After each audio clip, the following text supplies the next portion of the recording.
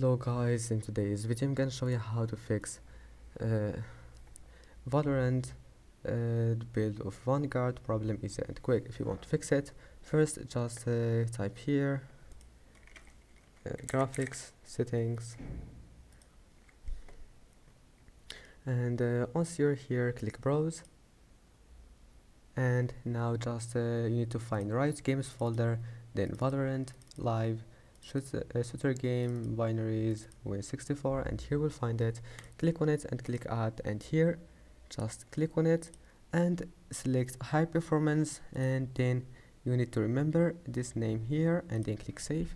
And now type here device manager, and here you need to update the same GPU that Valorant is using. Go to display adapters, and here's it. Right click and click update, and that's it.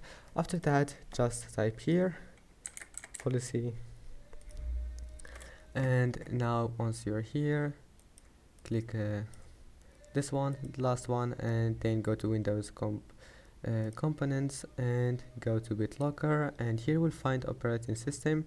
Click on it here, and now click this one, requires additional authentication at startup.